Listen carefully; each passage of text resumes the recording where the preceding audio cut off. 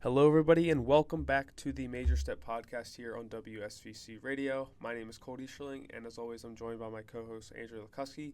And today, we're going to be discussing the philosophy department. We're going to be joined by Dr. Carl Vater, who is assistant professor of philosophy here at St. Vincent, and senior Steve Perekiszka. So let's get into the first interview. And now we're joined by senior philosophy student Steve Perekiszka. Steve, thanks so much for coming on with us. Thanks for having me. Of course. So, first question we always ask our students is, what pushed you to decide to be a philosophy major here at St. Vincent? That's a good question. I came to the college undecided, and I was undecided up until actually my junior year here. I knew that I always had an inclination towards philosophy, but I have a lot of different interests. So philosophy is one of my majors, but I also have a liberal arts major. And in the liberal arts major, you pick a concentration as well. So my concentration for that major is information ethics. And in addition to that, I have a cybersecurity minor. So it was really a long discernment process for me to figure out what I actually wanted to do as my major or majors. And I think part of what helped me decide to be a philosophy major is the core curriculum here. So the core curriculum is essentially, there are X amount of required classes that you have to take. Just any student here at the college has to take a certain amount of classes with a more narrow focus, and a number of those were counted towards the philosophy major. So as I progressed through the core curriculum and took some other classes that I was interested in, I was already contributing to the philosophy major just through the classes that I was taking here.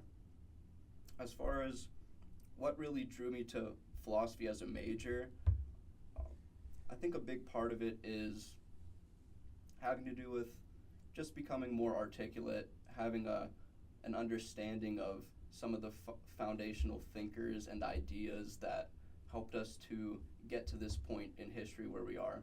So I've had a number of classes that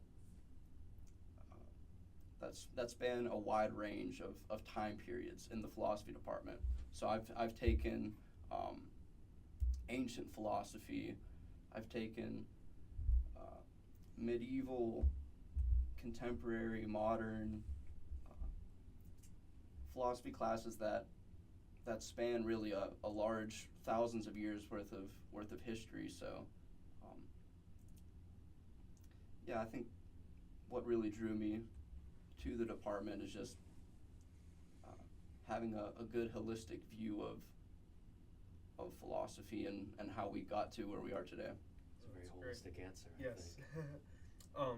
So as a senior, what kind of career paths or jobs are you looking into with a philosophy major? And even if you're not looking into a certain career, what are some options out there for some potential philosophy students? Yeah, so I knew going in as a philosophy major that wasn't a major I pursued for career prospects.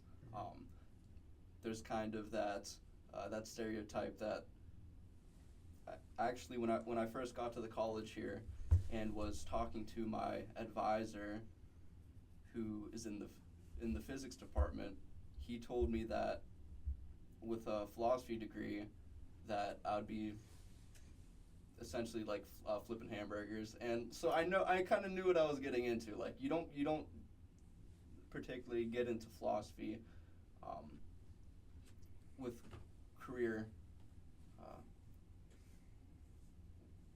hoping to open like many career paths from that. That's not to say that it can't set you up for other good things like law school and theology studies and that sort of thing, but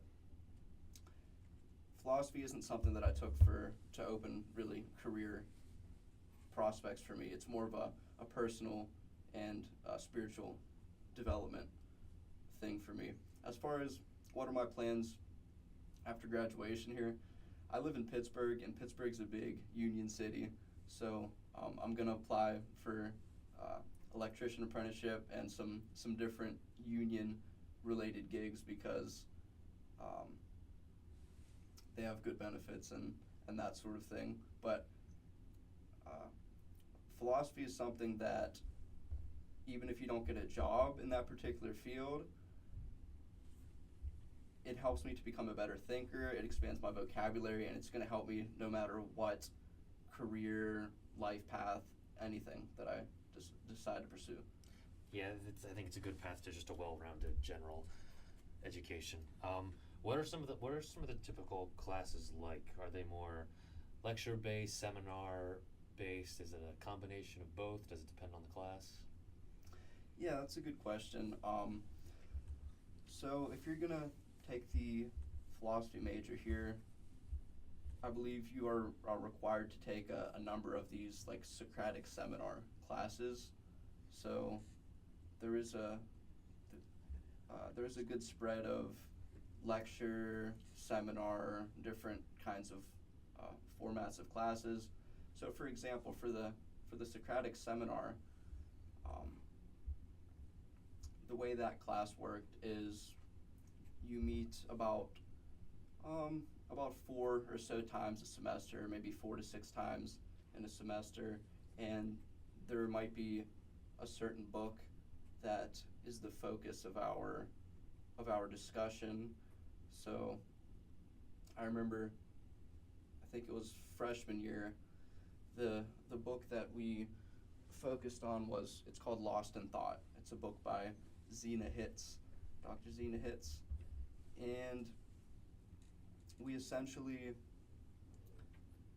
read through different selections of that book, and we would meet a few times a semester to discuss that, and that was a good experience just to be able to really develop our own thoughts on that reading. And at the end of the seminar sessions, for the last one, we actually had a conference with the author of the book, Dr. Zena Hitz. So that was really nice to be able to prepare and read that book that she wrote in preparation for actually meeting that professor and having a good discussion with her. As far as what the non-seminar classes look like, yeah, a lot of them are lecture-based, and yeah. No, that's great. So what are the professors like in and outside of the classroom? Are they pretty receptive to help and feedback? I know it's probably a pretty difficult major to get grounded in early, so I can only assume that the professors are available for help. Yes, the professors are very available for help in the philosophy department.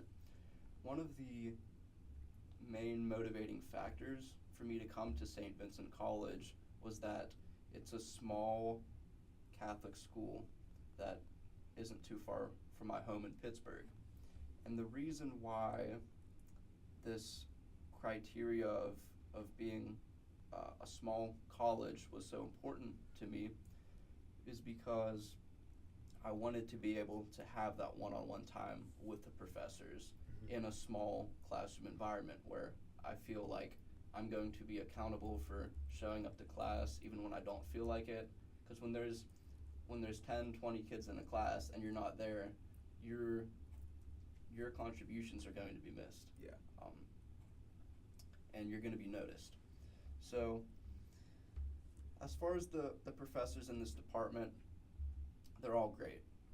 Dr. Crom, he is one of my favorite professors that I've had in this department. He is always willing to meet with you one-on-one if you're having issues in a class. And I think the great thing about the professors in this department are that they genuinely love what they do, to the point where even after they're done with their school day, there are like reading groups that happen after school hours. So, for example, on Thursdays, many of the philosophy professors meet in a coffee shop here to discuss different kinds of philosophically relevant readings, and that's just something they do on their own time because they actually love what they do.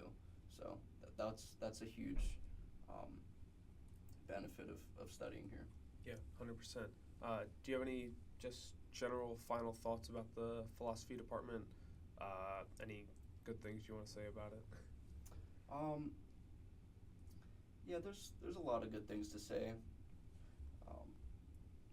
I'll talk about my senior oral exam, so like kind of like my capstone. Yeah. So for philosophy majors, you were required before you graduate to either write like a paper, or to do a senior oral exam. And I opted for the oral exam because I wanted to be able to, in a conversational manner, to be able to explore a subject of my interest. And that particular subject that I chose to explore is it's a philosophical exploration of motives of martyrdom. So the idea of martyrdom is something that has really grabbed my attention ever since freshman year of high school, just wondering how somebody could value something over the life of their body, give their flesh up for something that they're really compelled by. So for this senior oral exam, it was really a guided reading where I worked very closely with Dr. Crom over the period of a whole semester. And what that looked like is I would meet with him weekly. It was like every Thursday I would meet with him, and we would talk for over an hour just about different assigned readings that I had. So some of the most relevant readings I had for this project were, I read through a lot of Plato. So there was Plato's Apology, the Credo, and Phaedo. So we worked through that, examining the life of Socrates. And then we read through Friedrich Nietzsche's Genealogy of Morals, which really gave us a good perspective, a good critical perspective on martyrdom. And then there was a play that we read, which is called A Man for All Seasons, which examines the life of St. Thomas More and what his motives for self-sacrifice were. So I just mention all this just because this was a really fruitful experience for me, and Dr. Crom was a great professor to work with. He helped me to choose these readings and was very patient, and we met for an hour and a half every week, just one-on-one, and I feel like that's where I had a lot of time to really flourish in my love for philosophy. Awesome. Well, we really appreciate your time for coming on here. I know you're obviously busy wrapping up your senior year, so really appreciate it. Thank you so much. Thank you. And now we are joined by Assistant Professor of Philosophy, Dr. Vater. Thank you so much for coming on. Thank you for having us, gentlemen. Gentlemen. Absolutely. So first question we usually ask the professors is, can you tell us a little bit about yourself, your educational and professional background, and what led you here to St. Vincent College? Sure. Well, I'm Dr. Carl Vater. I've been married for 11, almost 12 years now. I have 5 kids. Today is the birthday of one, our second. He's Very turning exciting. 7 today, so it's a very big day. My education, I grew up in Germantown, Maryland, and came to St. Vincent College as an undergrad. in part because they gave me the Geographic Diversity Scholarship. That's a joke. But more realistically, because I saw a good education here. I saw that the Steelers were here in the summer. I saw that it was a beautiful campus. And so I came, and I didn't fully understand the good education I was going to get, but I got a better education than I deserved. And after that, after majoring in philosophy and theology, I went to Villanova for grad school in theology, got a master's degree there. And then I transitioned to philosophy, and going to Catholic University of America, where I met my wife, and then got a PhD in philosophy. And after I graduated from Catholic University, I moved out to Denver because that's where the job was. When I was in school, I always used to say, you go where the job is. And when you're a philosopher, the jobs are fewer and further between. I used to say, if the job's in Colorado, you go to Colorado. And lo and behold, the job was in Colorado. So I taught at the Catholic seminary there, St. John Vianney Theological Seminary. And then in 2021, I got a call from my former thesis director, Dr. Crom, and he said, we're hiring this summer. And I said, that sounds fantastic.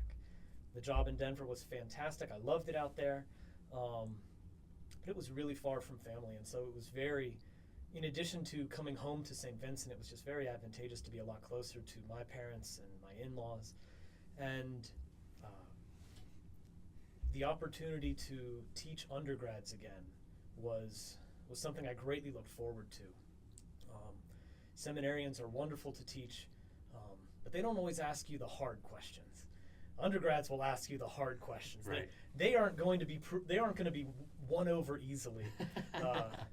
They are docile. They can be ready to learn, but they're not going to lay down and just accept what you said because you said it. So I was excited for that, and that has borne true. And so I'm thrilled to be back, and look forward to many more years. Fantastic. So what are some of the main courses that you teach in the department? I know most departments, you guys kind of shift around semester to semester, but what are some of the big ones that are offered that you teach, and maybe what are some of your favorites to teach? Okay, so a lot to unpack there. So there's sorry. a lot to unpack there. I teach logic and theory of knowledge, and we teach that together as one course. And in that course, we talk about what it is to think, because it turns out that though the goal of thinking is to think and to say what is true, it turns out that some ways of thinking don't lead toward the truth, independent of what content is there. So if I say all dogs are animals, all cats are animals, therefore all cats are dogs, I've clearly made a mistake, and we know that because cats aren't dogs, but the very way I'm arguing never leads me to the truth. And so we learn about that in logic class. So I really like logic class. I also teach philosophical anthropology, where we ask, what is the human person? How can we know what we are? Are we just bodies? Are we just souls? Is it somewhere in between? Are we both body and soul? Do we exist after this life? Can we know things intellectually? What are our senses? Questions like that. What is language? We ask that in that course. I teach metaphysics, which is sort of in some ways the most speculative of philosophy classes, where we ask, what is it that is true of every being, just insofar as it is a being? So maybe in philosophical anthropology, we ask what is true of all of us insofar as we're human, but in metaphysics, we take the entire scope of reality and say, what's true of all reality, just insofar as it exists? And we discover a few principles by which we can unite all of our knowledge. And so in a course like that in particular, we see the height and the true goal of the liberal arts education, the Catholic Benedictine liberal arts education that we have here at St. Vincent, come to fruition in one big way, where we see not merely this bit of knowledge and that bit of knowledge and a third bit of knowledge, but how all of that knowledge comes together.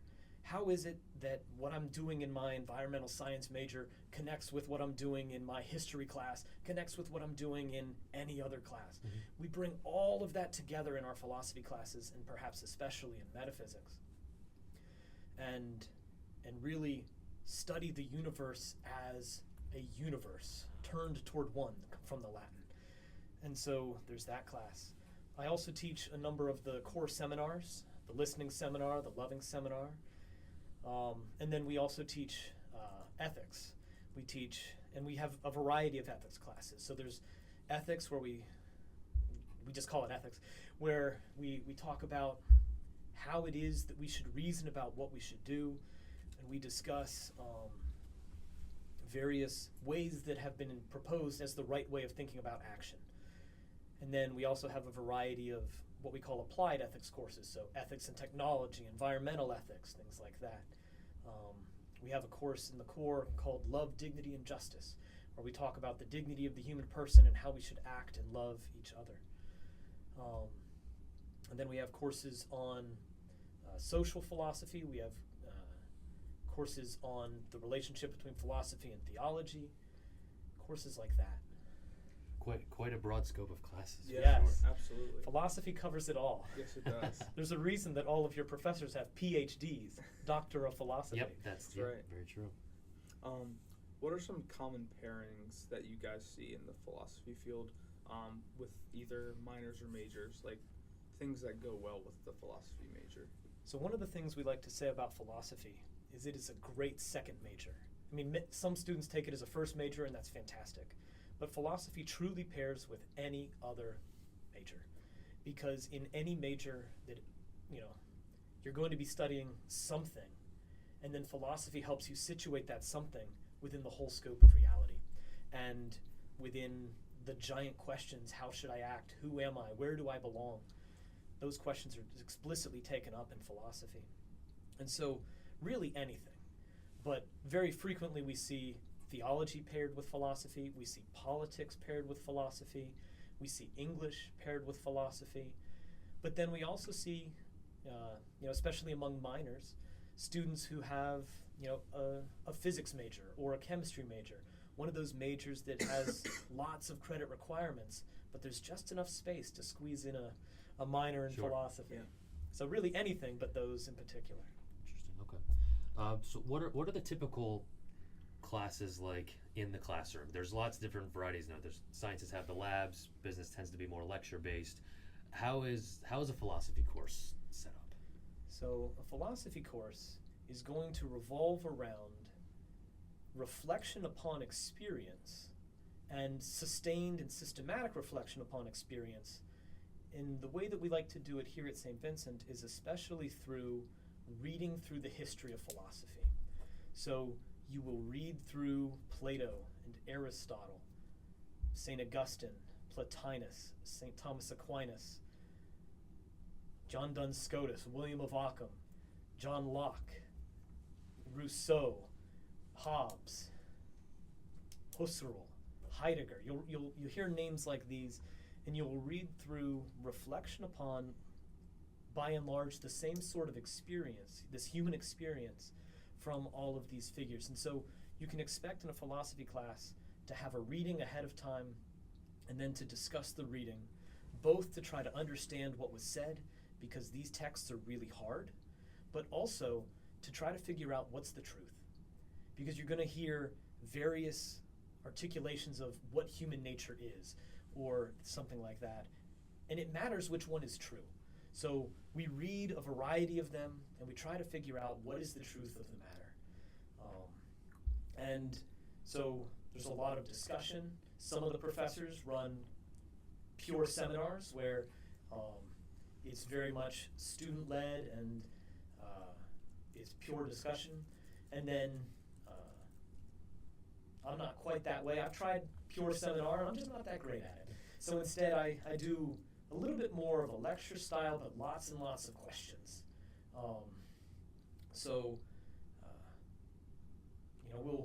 We'll read that primary text, and we'll get to a certain point, and I'll say, "Stop! What did he just say? Mm-hmm. What's going on here?" And so we sort of get discussion, but it's not quite the pure seminar that some of the others are. Gotcha. And then every once in a while you'll have a professor who just lectures. In our department that's not quite as common, but there are one or two classes for which that might be appropriate. Sure. Yeah. It certainly depends on the curriculum of the class. You mentioned that you do teach some of the listening and learning, loving seminar courses here, and I think some students would be interested in why we have to take those classes. Some students may see it as kind of like unnecessary. It's like, oh, it's just a class to fill my schedule. But could you explain a little bit the value in those classes? Sure. So when I came to St. Vincent, the core curriculum was different than it is now. In my day, the core curriculum was you have to take a couple of science classes, you have to take a couple of math classes, you have to take a couple of social science classes, you have to take a couple of philosophy, theology.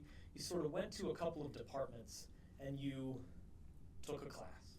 But nowhere in that education was all of that knowledge brought together. I had my psychology knowledge, and I had my anthropology knowledge, and I had my math knowledge, but I was never asked to bring it all together.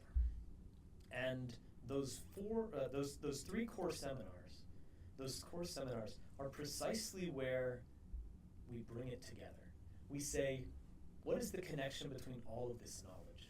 If we truly do live in a universe, then everything is going to connect. And so I don't come out of college with a St. Vincent core curriculum education. I don't come out of college with all of my knowledge siloed and fragmented and separated from each other. I come out having done some hard work to try to figure out what is reality like. What are the principles by which reality is and by which I should live? We explicitly draw all of that together in these seminars. So in the listening seminar, we get an introduction to this Catholic Benedictine liberal arts tradition. And so we read some of the Bible, we read some of the life of St. Benedict and his rule to understand why someone would live this sort of radical life, wearing this weird sort of black robe, and why someone would be committed to a life like that. And then we read about the things from the liberal arts tradition. Plato's allegory of the cave, real standard texts like that. And we begin to try to bring all of these things together. And we ask, what is happiness? And then by the time you get to loving seminar, you're ready to ask perhaps the most important question of all. What is love? Right? What is caritas? How do I love? Whom should I love? Is it right to love one person more than another? Right? Is it right for me to love my wife more than I love my students? I think the answer is yes. I think my wife wants me to say yes. I think the truth is yes. And how far should I extend my love? Does my love end where my friends end? Or do I have to love my enemy as well? How do I love an enemy? What does it mean to do that? And we get examples from Aristotle in his discussion of friendship. We get answers from the Gospel of St. John and what Christ tells us there. We get an answer from an interaction that St. Benedict has with his sister St. Scholastica, where he wants to do one thing, she wants to do another, and she wins. And the end of that chapter says that she was more powerful because she loved more. And so we see that love is a certain power, and we ask about what that power is. And so we're ready to go forth and not merely be some functionary at a job punching numbers in the cubicle to do X, Y, and Z to get the bottom line good or something like that. But maybe our job includes that, but we're not mere functionaries. We're not mere cogs in a machine. We are able to think through. I remember when I was in my time at Villanova, I had a job where I worked for a builder, and I built trusses for the roof, and I didn't learn a lick of carpentry in doing that, and it was mind-numbing and depressing work. And I realized that there was something inhuman about it. But I had a life of the mind such that even in the midst of that depressing work, I was able to do more. Yeah, I definitely think the well-roundedness aspect is heavily emphasized here, and I don't think I totally appreciated that when I got here either. So I think it does take a little bit of time. I have one final question for you. I mentioned this before we were going to hit record. If we miss anything, to talk about it. So if we missed anything, please, this is your opportunity to share anything you want prospective students to know about the department, whether it be types of internships or jobs students might get post-graduation, if they go on to grad school, or things about the department, like outside of the classroom, like we talked about some of the Center for Catholic Thought, things like that. Yeah, so the beauty of a philosophy major is that it integrates so well with absolutely everything. And so the jobs that you can get with a philosophy major are many. Those who major particularly in philosophy as a first major, they either go on to graduate work or maybe into law school. Those are sort of the primary things. But you can go be a high school teacher. You can do something like that, which is truly wonderful. And then, since we're such a great second major, a lot of students end up doing what their first major is. So, our physics major, we expect her to go into physics. Sure. And things like that. And then there are many, many opportunities to enrich this all-encompassing education at St. Vincent. So you mentioned the Center for Catholic Thought and Culture, which produces a journal every year.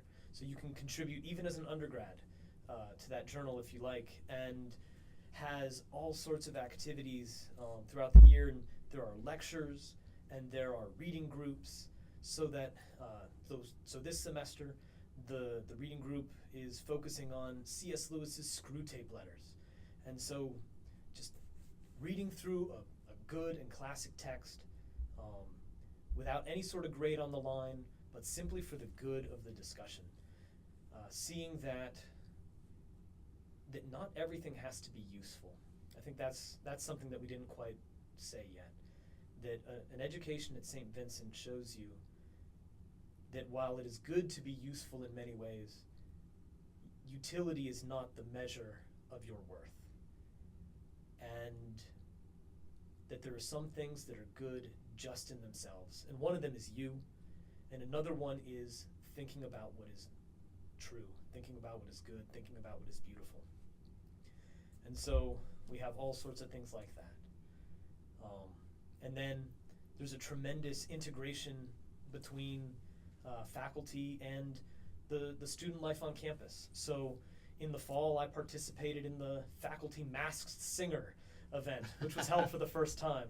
And that was an awful lot of fun. Terribly nerve-wracking. I would imagine, yeah. And then they dressed me up in a hippo wearing a tutu, and it was not only nerve-wracking, but embarrassing. And there are so many, we're working even more to integrate faculty into the many sports programs on campus. So I'm the faculty representative to the men's volleyball team this semester, or as I like to refer to it, I'm the faculty cheerleader. So I get to go to the games and see a sport I love, and we're going from there. So that's being rolled out now. So it's just big sense of community. Big sense of community, absolutely. That's very big at St. Vincent, that we are a community, and you have a place you can call home for the rest of your life. I certainly found that here, and I said over and over again when I got to come back, I'm going home. That's a pretty common theme. I think we've had a couple professors on that went here for undergraduate studies, left to graduate school, other jobs, whatever, and came back, and have all said the exact same thing. So whether you come back to teach here or not, I would imagine that you have classmates from here that come back at homecoming or Yes. for sporting events or whatever it might be, and it kind of feels like they might not have missed a beat, Yeah. That's pretty cool. That's something that I admire about St. Vincent. So we really appreciate your time, Dr. Vater. Colt had to step out. He had a meeting for SGA with Father Paul, so I know he appreciates your time as well. These things happen when you're faculty, when you're SGA president. That's true. Yeah, we got to compete for his time now. But we really appreciate it. Thanks so much for coming on. Thank you very much for having me. Absolutely. Peace. And once again, a big thanks to both Steve and Dr. Vater for coming on, giving us a little bit of their time, sharing their thoughts on the philosophy department. I think everyone here at St. Vincent has to take some sort of philosophy course in their core curriculum. I personally have taken philosophical anthropology with Dr. Vater, and that was a really great class, very seminar-based. So if you're into seminars, discussions, lectures, that is definitely a class for you. We only really had 1 or 2 assignments. We had a big term paper at the end of the year. It was kind of a book report, and then we had a smaller paper at the end of the year. So a lot of discussion, lectured, a lot of notes, but definitely fulfilling for at least me personally. But thanks so much to Steve and Dr. Vater once again for their thoughts and contributions to the philosophy department. We really appreciate their time. And we'll be back next week for another episode of The Major Step. Thank you.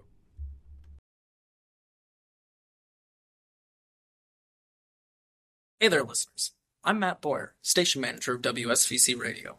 If you like what you're listening to, don't forget to like, subscribe, and hit that bell button to be notified with all of our updates.